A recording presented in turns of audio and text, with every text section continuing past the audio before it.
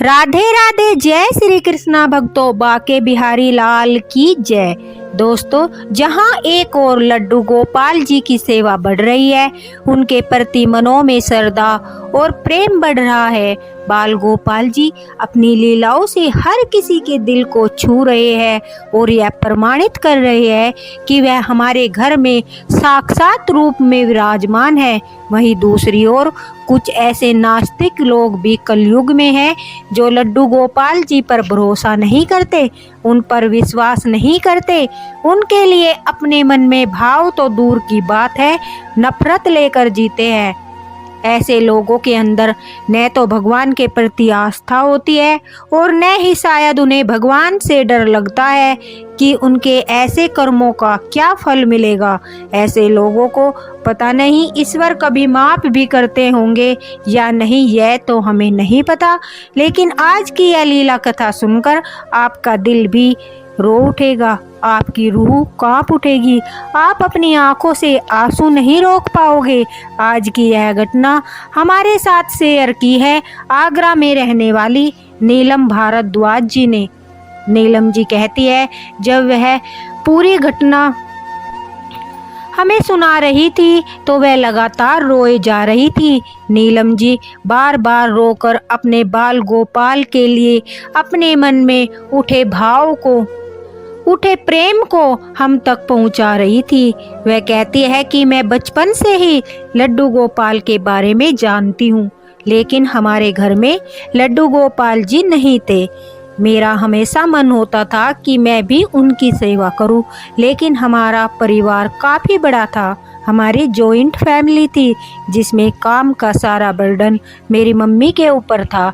इस वजह से वह बाल गोपाल लड्डू गोपाल की सेवा के लिए मना कर देती थी। वह हमेशा कहती थी कि बाल गोपाल की सेवा करने में थोड़े समय की आवश्यकता होती है, लेकिन हमारे घर में काम इतना अधिक है कि उनकी सेवा के लिए मौका ही नहीं मिलेगा। उन्हें लाकर घर में रख तो लेंगे, लेकिन उनकी देखभाल नहीं कर पाएंगे, यह भी एक पाप ही होगा। यह सोचकर वह हमेशा बाल गोपाल के लिए मना कर देती थी। लेकिन मेरे दो बड़े भाई हैं, उनको यह पता था कि मैं बाल गोपाल की सेवा करना चाहती हूँ और वह मुझसे बहुत अधिक प्रेम करते थे। इसलिए मेरे जन्मदिन के अवसर पर मेरे बड़े भाई, जिसका नाम विक्रम भारद्वाज है, उन्होंने मुझे लड्डू गोपाल उपहार स्वरूप दिए। लड्डू गोपाल को पाकर मैं इतनी खुश थी मानो मुझे जीवन का सबसे बड़ा उपहार मिल गया हो। मुझे ऐसा अनुभव हो रहा था जैसे कि स्वयं बाल गोपाल जी ने मुझे अपनी सेवा का सौभाग्य दिया हो। मैं उनकी सेवा शुरू करना आरंभ कर दिया। मैं सुबह उठती, बाल गोपाल जी को स्नान कराती, बड़े प्रेम से उनका श्रृंगार करती और उन्हें भोग लगाती। दिन प्रतिदिन मेरी श्रद्धा लड्डू गोपाल जी में बढ़ने लगी। मैं अब एक पल भी उनके बगैर नहीं रह पाती थी। धीरे धीरे समय बीतता गया। मेरे लिए एक रिश्ता आया। मेरे ससुराल में मेरे सास ससुर और मेरे हस्बैंड, बस 3 सदस्य थे। मेरे हस्बैंड कोलकाता में जॉब करते थे और मेरे सास ससुर आगरा में रहते थे। शादी के बाद मैं कोलकाता अपने हस्बैंड के साथ रहूंगी, यह पहले ही डिसाइड हो चुका था। मेरी शादी हो जाती है और मैं अपने लड्डू गोपाल को भी अपने साथ लेकर ससुराल आती हूँ।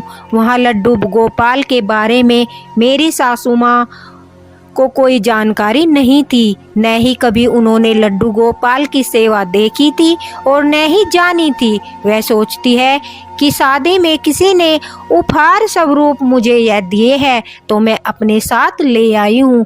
मेरे हस्बैंड भी लड्डू गोपाल के बारे में कुछ नहीं जानते थे। मैं उन्हें अपने रूम में ही एक टेबल पर विराजमान कर देती हूँ, क्योंकि मेरी सासू माँ पूजा पाठ नहीं करती थी तो घर में कोई मंदिर भी नहीं था। मुझे बड़ा आश्चर्य हुआ, साथ ही मुझे दुख भी हुआ कि मेरी शादी ऐसे परिवार में हुई है कि उस घर में एक मंदिर तक नहीं है।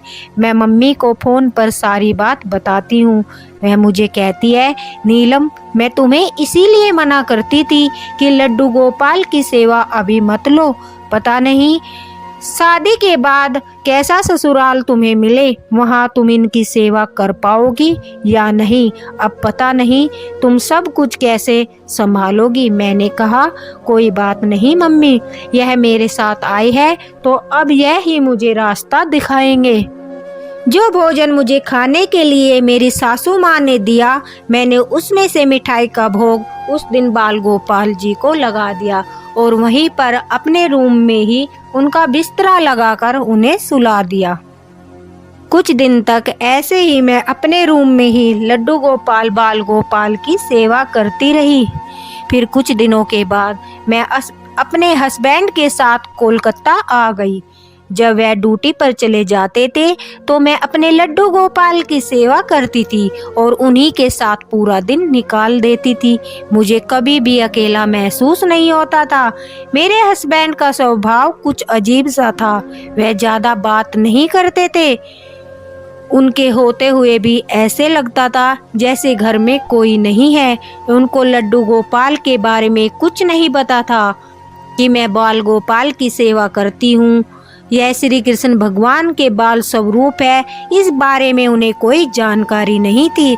समय बीतता गया। अब मेरी शादी को 8 महीने हो चुके थे। बाल गोपाल की कृपा से मैं गर्भवती हो गई। दिन बढ़ने लगे। आप सब तो जानते ही हैं कि जब एक औरत प्रेग्नेंट होती है तो कितनी परेशानी होती है, लेकिन मैंने कभी अपने लड्डू गोपाल की सेवा करना नहीं छोड़ा। मैं नियम से उनकी सेवा करती रही। अचानक से एक दिन मेरी तबीयत बिगड़ जाती है। मेरे हस्बैंड ऑफिस से कुछ दिन की छुट्टी ले लेते हैं। अब उन दिनों मेरे साथ जो हुआ उसे सुनकर आप लोग भी हैरान हो जाओगे। अब मेरे पति घर में ही रहते थे। शादी के बाद मैं भी कोलकाता में आकर पहली बार उनके साथ इतना समय बिता रही थी कि वह दिन रात घर ही रह रहे थे, क्योंकि आगरा से आने के बाद एक भी दिन उन्होंने छुट्टी नहीं की थी।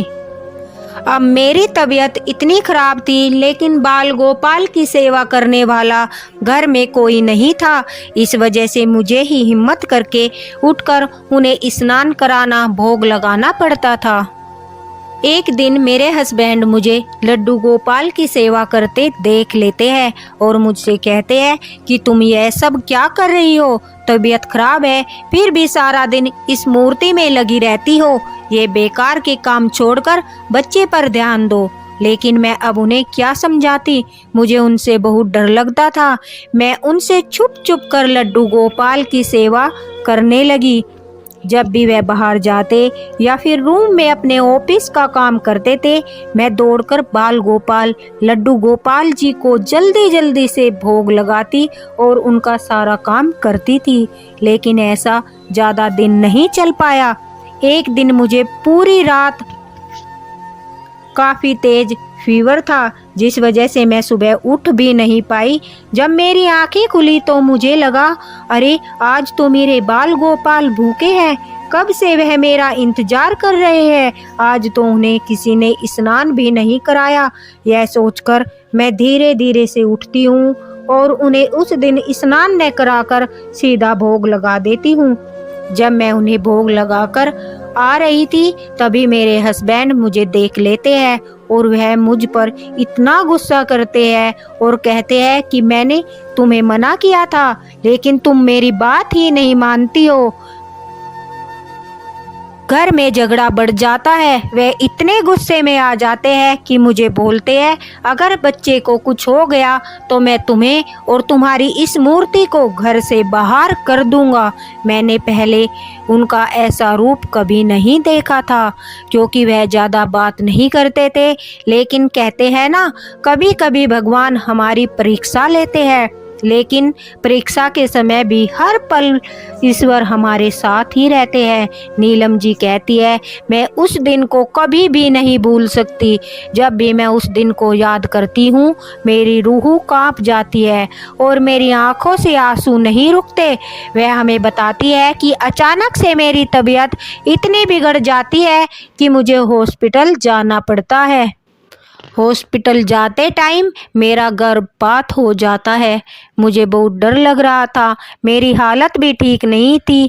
मैं लगातार रोए जा रही थी। इस वजह से मुझे 2 दिन हॉस्पिटल में एडमिट कर दिया जाता है। उन दिनों मुझे बार बार लड्डू गोपाल की चिंता हो रही थी, क्योंकि उनकी सेवा करने वाला कोई नहीं था। मैं हॉस्पिटल से आते वक्त उनके पास कुछ ड्राई फ्रूट रख कर आई थी।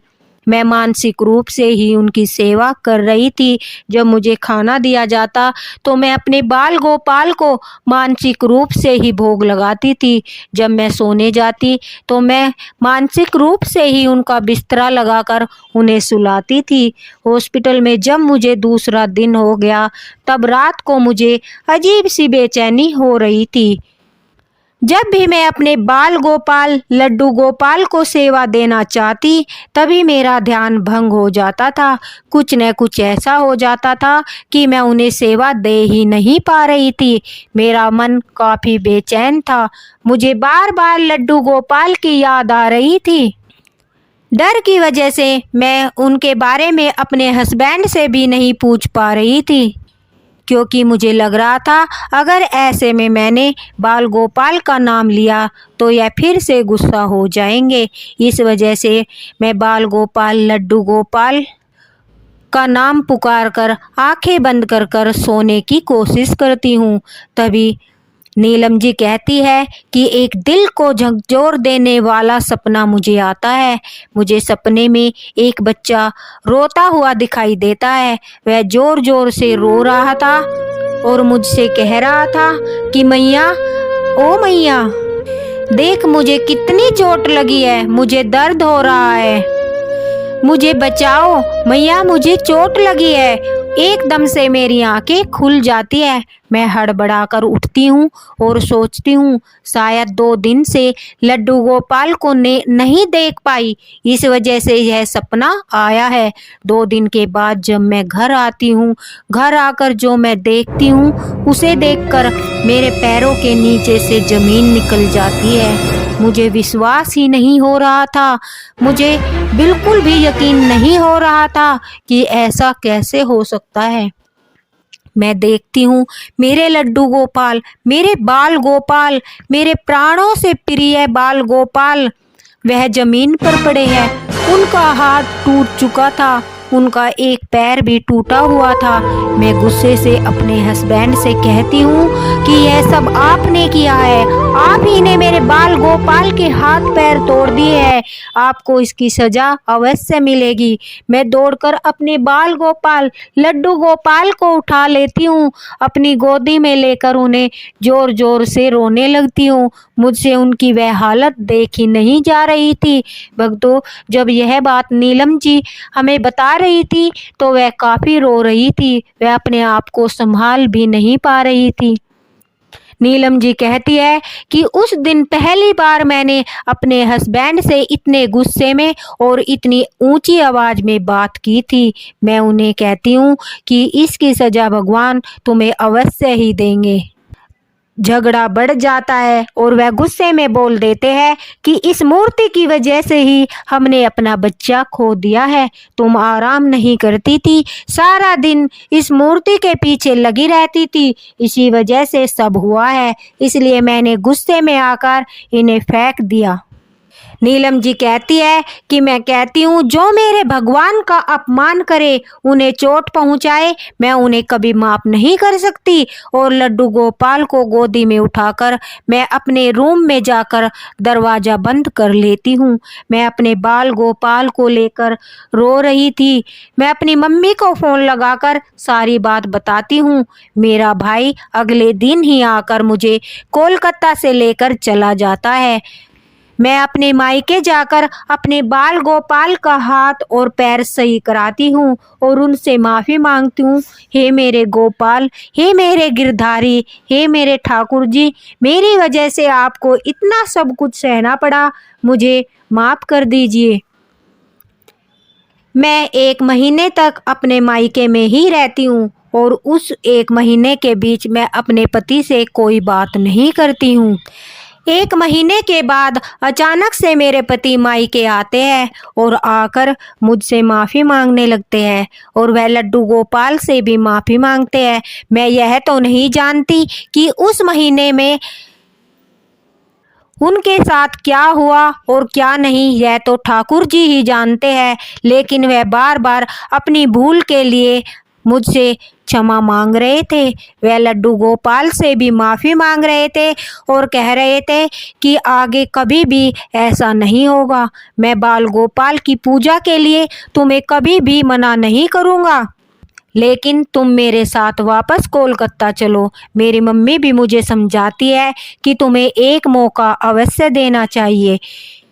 मम्मी की बात मानकर मैं अपने हस्बैंड के साथ कोलकाता आ जाती हूँ, लेकिन कोलकाता आने के बाद मैं जो देखती हूँ, मुझे तो अपनी आंखों पर विश्वास ही नहीं हो रहा था। मुझे लग रहा था यह सब मेरे बाल गोपाल लड्डू गोपाल जी की ही कृपा है, यह उन्हीं की ही लीला है कि उन्होंने एक नास्तिक को भी इतना बदल दिया। मेरे हस्बैंड अब बाल गोपाल की पूजा के लिए मुझे मना नहीं करते थे, बल्कि खुद से ही एक छोटा सा मंदिर वह उनके लिए लेकर आए। अब वह जब भी बाहर से आते तो बाल गोपाल के लिए फ्रूट या फिर कुछ न कुछ खाने की चीज़ें लेकर आते थे। मुझे कभी भी उनकी सेवा के लिए नहीं रोकते थे और अच्छे से मेरे साथ बातें करते थे। वह बिल्कुल बदल चुके थे। मुझे तो विश्वास ही नहीं हो रहा था। मुझे यह सब अपने बाल गोपाल की कृपा लग रही थी, उनकी दया दृष्टि लग रही थी। मुझे लग रहा था जो भी बाल गोपाल की सेवा करता है उसके सब कष्टों को बाल गोपाल हर लेते हैं। मैं अब बड़ी ही खुश थी, क्योंकि मेरे घर में बाल गोपाल की पूरे मान सम्मान से सेवा हो रही थी। मैं जैसा चाहती थी उसी तरह उनकी सेवा हो रही थी और उनकी कृपा से, उनकी दया से मैं कुछ महीने बाद फिर से प्रेग्नेंट होती हूँ।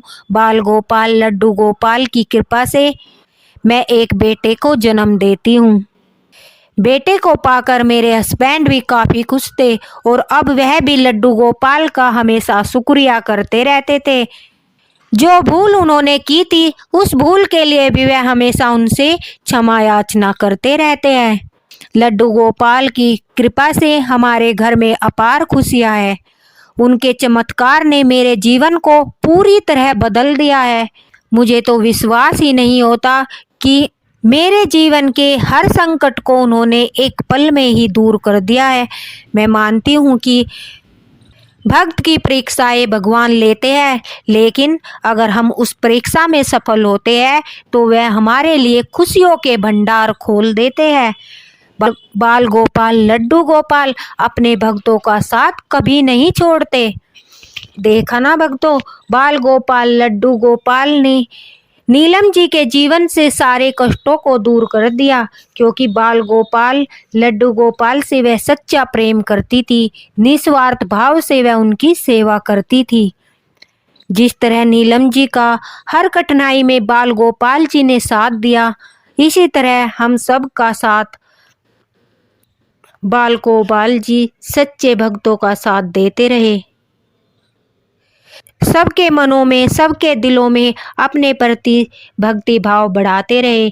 इसीलिए ठाकुर जी की सेवा करते रहिए, निस्वार्थ भाव से उनका जप कीजिए। वह अवश्य ही अपनी कृपा दृष्टि बरसाते हैं। कठिनाइयाँ आती है, परीक्षाएं आती है, लेकिन घबराना नहीं, क्योंकि उस समय में भी वह हमारे साथ होते हैं। भक्तों, अगर आपको यह सत्य लीला कथा पसंद आई हो तो इसी तरह अपना साथ बनाए रखना। बोलो श्री राधे राधे।